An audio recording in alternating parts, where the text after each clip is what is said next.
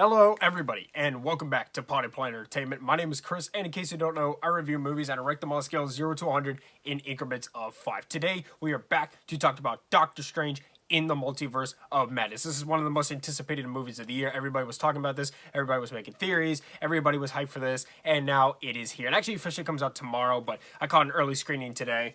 And check out this. How nice is that? Yeah. So cool. Okay. So let's talk about Doctor Strange in the Multiverse of Madness. It stars Benedict Cumberbatch, Elizabeth Olsen, Benedict Wong. I think it's pronounced Zichito Gomez, and Rachel McAdams, and it was directed by Sam Raimi. And in this movie, Doctor Strange meets a girl who has the power to warp through the multiverse. And there is somebody coming to try and kill her and take that power away from her. And he is on a mission to protect her, and madness ensues through the multiverse. Now, I will say, this is going to be spoiler-free. However, I don't ever make like a spoiler-free video and then a spoiler-filled video, just because that feels really pointless to me. So the way I'm going to do this is that the first half of this video is going to be completely spoiler-free.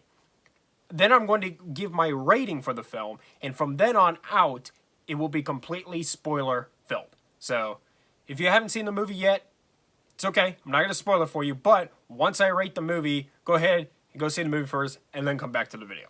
I would greatly appreciate it if you actually came back to the video. So, before I talk about Doctor Strange, though, I want to briefly mention the Avatar 2 teaser trailer premiered with this film. I won't spoil the trailer. I don't know if... Can you spoil a trailer? I don't know. But I don't even really know how to talk about it because I don't have the trailer here in front of me. But I will say, it premiered with the movie. I watched it, and it looked really cool. It gave away nothing. I have no idea what the plot is about. But you got to see a lot of visuals from the film, and those looked very, very promising. So I am still very excited for Avatar 2. I also want to say about Doctor Strange, keep your expectations in check. There was so many fan theories that went into this because the movie is about the multiverse, and so there's endless possibilities they could do with that, and everybody thought this was going to be like No Way Home, and it was just going to be Cameos Palooza.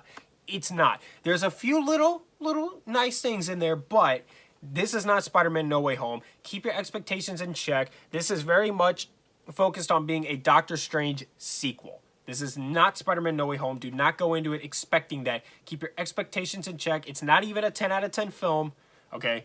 I think there's just way too much hype around this, and it's just supposed to be a Doctor Strange sequel. Do not go into this expecting No Way Home. You will be disappointed. I also want to say, and this isn't a pro or a con, but this movie has very little humor in it, so don't go into this expecting Thor Ragnarok. It's not that. This was advertised as a horror movie, and it is a horror movie. This is the first Marvel horror movie, which brings me into my first pro for Doctor Strange in the Multiverse of Madness. Yes, this is a horror movie, and yes, it is kind of creepy at times. It's obviously, for horror fans, this would be nothing, right? But for somebody who may not be used to horror movies, this might catch you off guard a little bit. There is definitely some scary elements in this movie. There is some gory kills in this movie.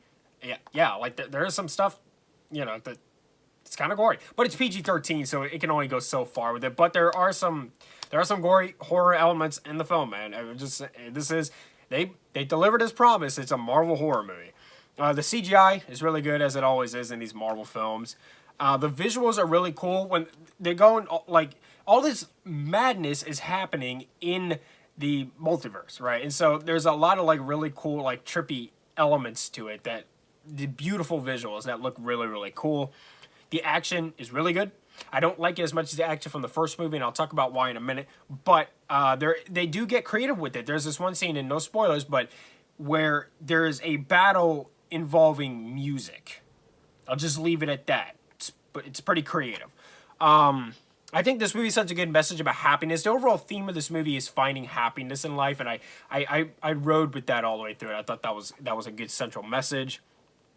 The music in the film is really good. Danny Elfman collaborated with Sam Raimi on the original Spider-Man trilogy for the score for those films, and he came back to collaborate with him once more to do this, and the music's pretty good. I like Sam Raimi's direction. He directs it really, really well, and he makes something that's different from the typical MCU movie. This is not like an MCU movie you're used to. This is certainly different. He's one of the reasons why the MCU is possible, because he made the original Spider-Man trilogy, and so I think it just only seemed appropriate that he would eventually get to direct his own MCU film, and I think he did a really good job, especially since he came onto this project late. The performances are really good, especially Elizabeth Olsen. They put Scarlet Witch in here, and she is the acting standout of the film. She's really, really good in the film. And, all right, let's get into my cons, which I do not have any spoilers for that. And then I will give my rating, and then we'll get into the spoilers. So, for one thing, America. That's the girl with the teleporting powers. Her name is America something. She's from the comic books. I never heard of her until just today. But I wasn't really that on board with her character. I don't know if it was the writing, or she was miscast, or what she was given to work with. I don't know, but I wasn't really on board with her. She was really just a plot device character. It's a plot device character done well, because like the movie does revolve around her, protecting her and trying to get her like Terminator 2. But I don't know. She just wasn't for me. I don't really care to see her in a solo film or anything like that ever. Also, Doctor Strange felt kind of nerfed quite a bit through this movie. He just felt weak a lot of the time. And it also doesn't have like that cool kaleidoscope action that you saw in the first Doctor Strange movie. I love the action in Doctor Strange, because it's just got this cool kaleidoscope effect, and it's really, really awesome. You don't really get much of that here. It's not really like that, and I was a little bit let down by that. But Doctor Strange in the Multiverse of Madness is a really good movie. It's not perfect by any stretch of the imagination. Don't go into this expecting it to be like No Way Home. Don't go into it expecting it to be as good as No Way Home, because it's not. But it is a really good solo Marvel film, and I really like Sam Raimi's direction here. I think he did a great job, and I'm gonna give Doctor Strange in the Multiverse of Madness an 85. All right, now I am going to get in spoilers, but afterward I have an announcement that I want to make about Potted Plant Entertainment. So let's talk about the spoilers here. All right, you're warned. Everything from here on out is completely spoilers, so don't get mad at me. This is your warning. We're getting into the spoilers. Okay, here we go. So, minor spoiler here, but this is one you could kind of already expect, because it's a Sam Raimi movie. Bruce Campbell does have a cameo appearance in this film, which was really nice.